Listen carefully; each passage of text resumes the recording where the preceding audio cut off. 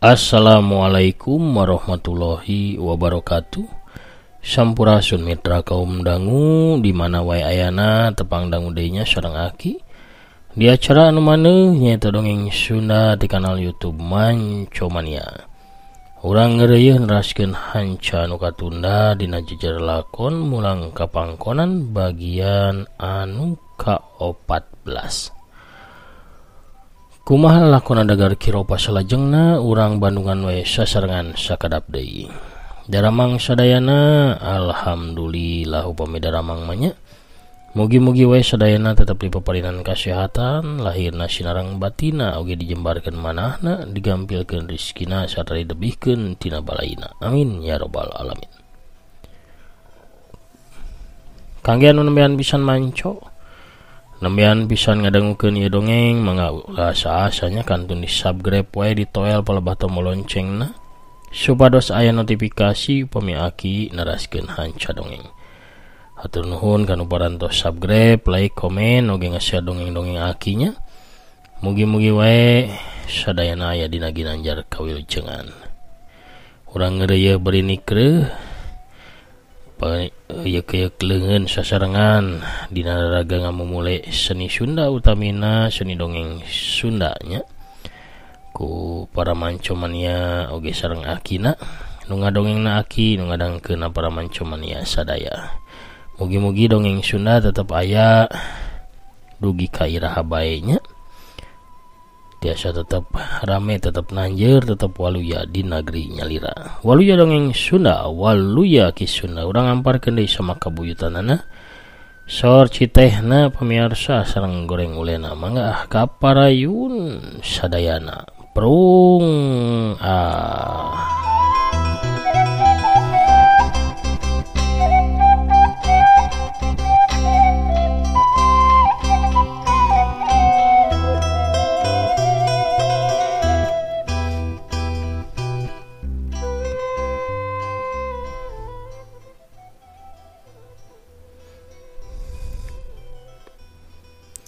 gancangna carita. Waktu pikeun digelarna sidang kasus euthanasia dagar kiropa geus cunduk kana waktuna. Sidang teh digelar di rohangan tengah pilana dagar. Kumargi ieu kasus khusus sareng janten ieu sidang teh diayakeun di dieu. Kangge sadaya nu hadir pribados nyuhunkeun dia sangaja gita takrama kangge kalancaran ieu sidang. Ibu Sugianti SH mangga nyarios munggaran. Hakim ngebuka acara sidang. Pak Hakim, klien sim kuring padagar kiropa secara sadar parantos ngajukeun pamunut kangge euthanasia. Kami hoyong nyatakeun yen teu aya individu anu rela nyuhunkeun patina nyalira. Kajaba aranjeunna tos dugi ka tahap tunggara anu di luar pamahaman manusia. Sim kuring hoyong ngamimitian ieu sidang ku kasaktiana Dr. Herman. Sugianti ngajukeun saksi, hakim unggek tandanya tujuan. Dr. Herman cobi terangkeun ngeunaan fisikna padagar kiropa. Sugianti ngajukeun pananya ka Dr. Herman. Warantos awon pisan dina genep sasi hayeuna. Kondisi organ hate tambih awon sakedap deui ge kangge tiasa napas kedah dibantos ku ventilator. Cek Dr. Herman.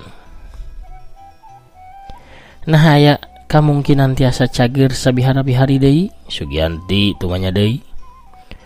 Kami barantos nyobi sagala cara. Bedah, obat-obatan, fisioterapi, ortopedi sadaya dilakukeun samaksimal anu tiasa diupayakeun ku padagar sareng tim dokter. Cek Dr. Herman deui.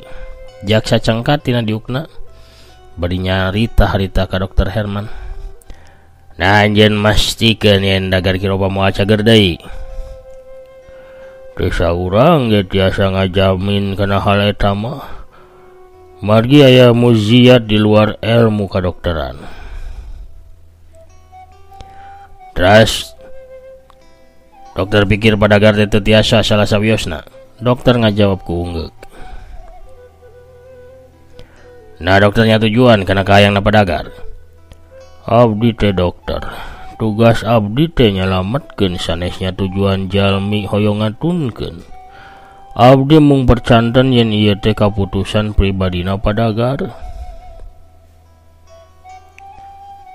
Dokter percanten padagar hiji-hijina jalmi anu ngalaman ieu kondisi. Henteu nu sanes ge panginten aya. Teras sanes sakedana jalmi anu sanes ge anu kawas padagar ieu ngajukeun euthanasia.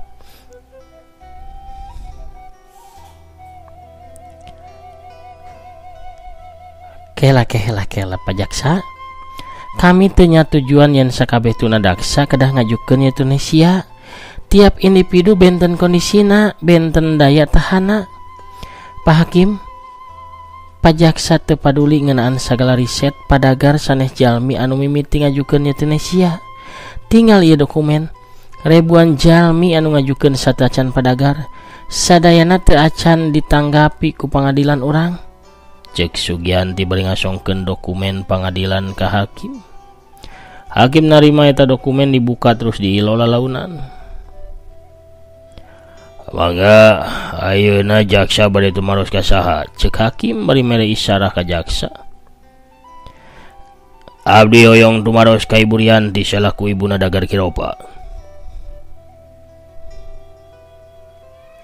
Ibu Rianti indungna Dagar maju ka kursi anu geus disadiakeun panonna luak lieu netep ka Dagar Kiropa. Budak hiji-hijina Ibu Rianti anu tileutik deukeut jeung manehna. Jaksa maju tilu lengkah ka hareupeun Bu Rianti. Nah ibu satuju kana kaputusanna pikeun ngeureunnan hirupna. Jaksa tumanya ka Ibu Rianti nu jadi indung Dagar Kiropa. Abdi ieu ibuna. Abdi anu ngalahirkeunana. Tapi abdi percanten yen Dagar teh gaduhak kana kahirupanana.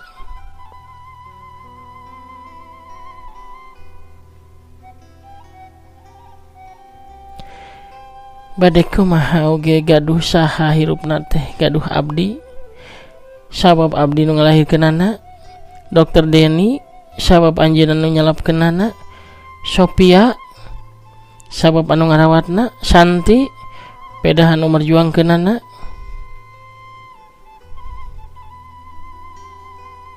Anjeun Pak Jaksa sabab anjeun anu ngamasalahkeunana atawa Pak Hakim anu mulia margi masa depanna aya dina panangan Pak Hakim.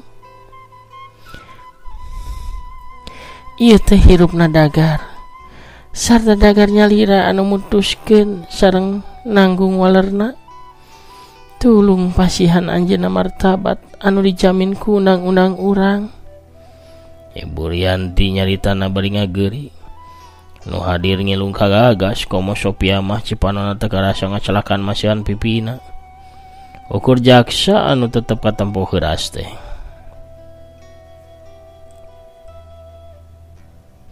Kumaha lamun Dagar Kiropa minta bantuan anjeun? Nah hiji indung bakal mantuan anakna pikeun manggihan ajalna. Jaksa mencrong ka Ibu Rianti. Ibu Rianti narik napas panjang. Red ka anakna anu diuk dina kursi roda. Geus 14 tahun leuwih jadi jalma tanpa daksa. Ukur teh sametik koro kaluhur anu masih bisa digerakkeun. Nya, abdi bakal ngalakukeunana. Walon Ibu Rianti, hakim jeung jaksa colohok bengong.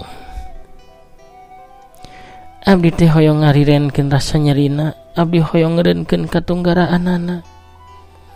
Cipanon bedah tina kongkolak Ibu Rianti dituturkeun ku bedahna cipanon sadaya nu hadir di eta rohangan.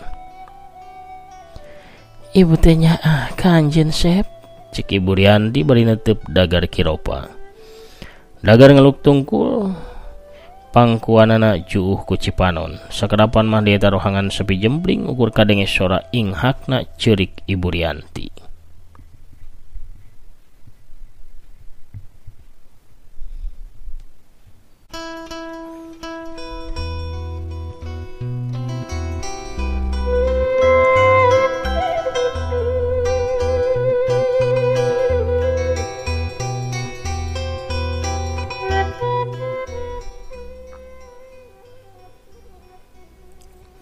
Sidang tambah lila tambah ragot. Adu kamandang antara Sugianti ngalawan jaksa ragot sarua embung elehna. Jaksa terusnya cerkayan psikologis Dagar anu dianggap kumaneh nama aya dina tingkat depresi anu berat. Tapi ka masalah Sophia oge diungkit yen Sophia hayang hartana Dagar sabab ongko 12 tahun jadi perawatna, tapi nya tujuan kana niatna Dagar. Gani oge sarua dituduh aya kahayang pribadi sanggeusna narima sagala elmuna Dagar. Santeuna Gani jadi hiji-hijina murid anu ngawaris sakabeh elmuna Dagar.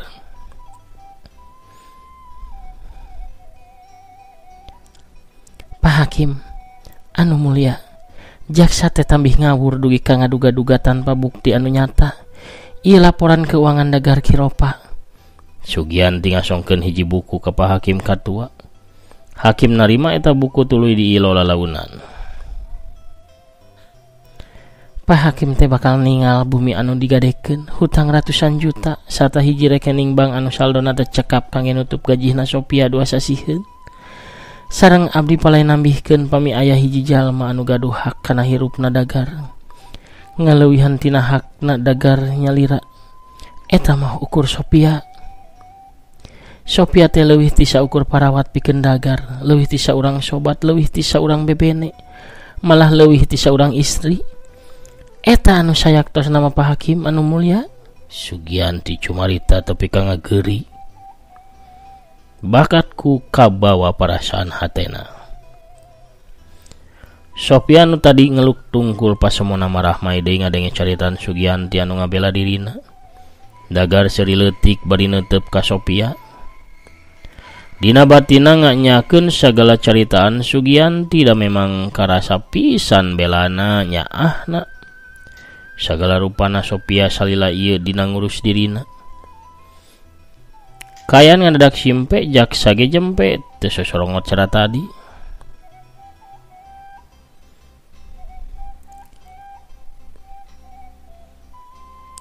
Sandos ngadangukeun sadaya saksi sareng argumen ti pangacara sarta jaksa.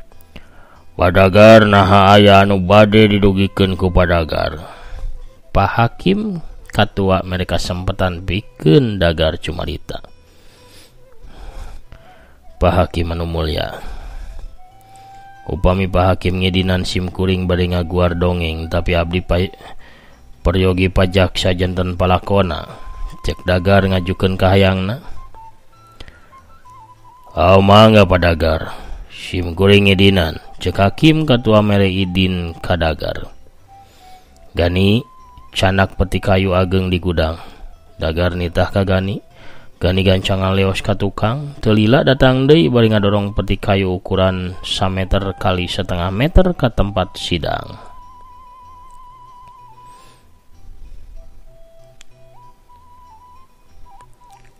Pajaksa mangga kalebet peti. Sim kuring mung peryogi pajaksa salami 60 detik hungkul. Pikeun lebet kana peti. Pajaksa bakal jadi bagian dongeng abdi pangenggalna. Cek Dagar minta jaksa asup kana peti.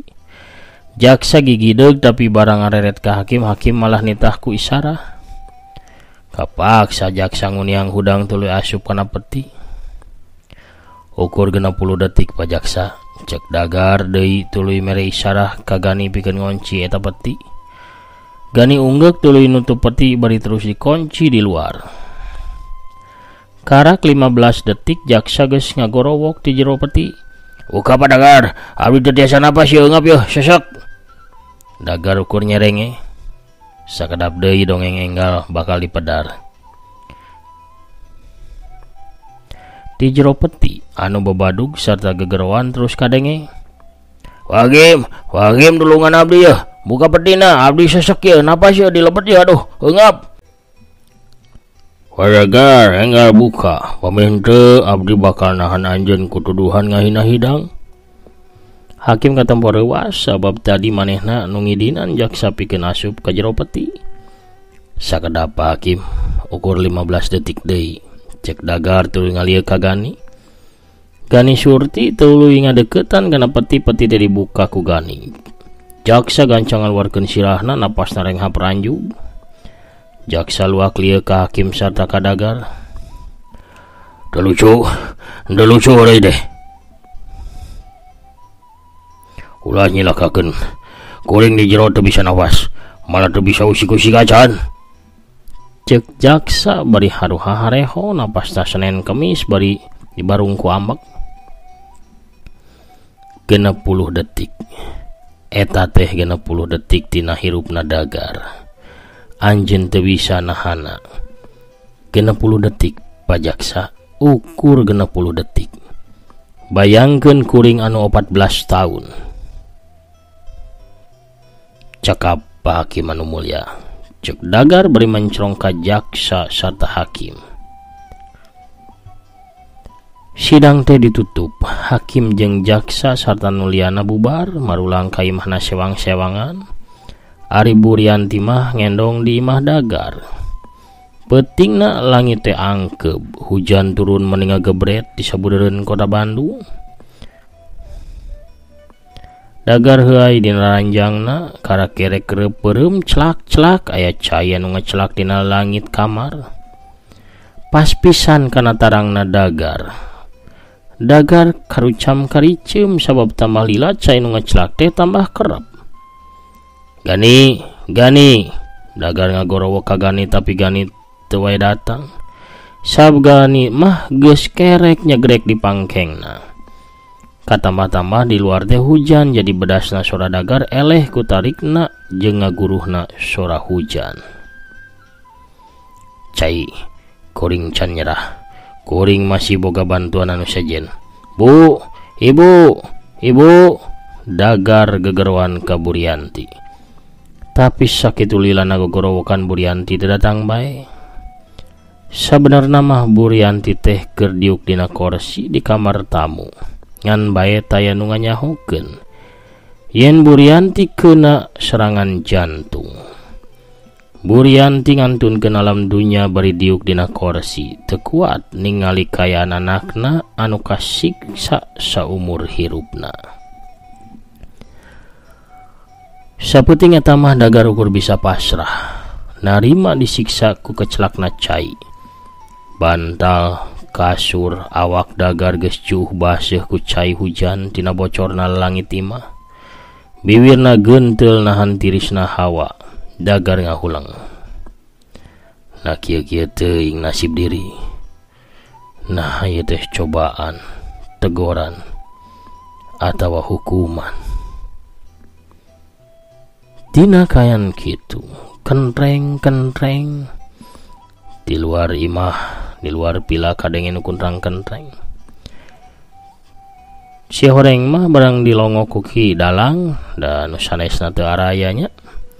Tukang sakoteng pamiarsa ku kituna atuh Ki Dalang rek nyakoteng heula we nya. Nyalira bae bari mikiran nasibna Dagar Kiropa yeuh kumaha ieu teh atuh. Pemirsa sadayana mulang ka pangkonan bagian 14 cag urang teuneun heula dihandelem sieum geusan sampeureun. Urang tunda dihanjuang siang geusan alaeun. Urang sampeur deui di bagian anu salajengna enjing sapertos biasanya. Wanci siang pasosonten. Mugi-mugi wae dongeng aki tiasa janten panglipur kalbu pangberah kana manah pangrepeh kana hate. Sakitu heula nu tiasa kapihatur akina panginten ayeuna mah bade maosan heula pairan utus lebet. Ayat saha wae anu tos lebet ayat teh Tini Martini di soreangna hadir. Ayat teh Rina ti Oman oge manco mulang ka pangkonan hanu pis-pisan dongengna saurna sami-sami. Teh Intan Ramadhani pogo tenaskeun hanca Kang Setia Budi oge manco maniata sik hadir bari ngopi. Teh Yulina Belia hanu bisa kiku sami-sami. Kang Ade Sukarna oge hadir. Nyarengan hatur nuhun Teh Linda Imut oge nya di Bandung pogot ki saurna. Assalamualaikum Ki. Waalaikumsalam. Asep Saipul Tiji Buntu hadir Ki mancot rasa nuhun. Waalaikumsalam. Teni Suheni punten Ki bata manco deui 2 dinten wipina gangguan sumuhun keur wengi ge aki bade medar dongeng teu aya sinyal. Kang Jaya Sumpena di Jakarta Timur mancot ras. Waalaikumsalam. Rampes nuhun pidoana ti aki sami-sami. Mamah Andri Maulana Karawang alhamdulillah Dumai Karawang hadir ki sumuhun atur nuhun mamah. Aya Celis di Tasikmalaya Kebon Tiwu tayanya hadir Mancotras taya serta Deli toge Satya Bandungan. Badaria Kemuning oge assalamualaikum ki waalaikumsalam wilujeng sonten sumuhun kumaha aki damang alhamdulillah Badaria Kemuning Mancotras atur nuhun. Saterasna aya maknanya di Sumedang waalaikumsalam alhamdulillah manco deui di dongeng aki neraskeun hancaprung Kang Prabu Arjuna di Banjarna oge teras hadirnya Satya Bandungan. Kang Usomandri nya nu pogot meneko tiga rutna itu oge teteh tami malihat di Palihan Ciamis. Kang Asep Syerman di Bekasi hadir manco waalaikumsalam atur nuhun ki dongengna mugi akinayana kawilujengan sareng kamulyaan sami-sami amin ya rabbal alamin.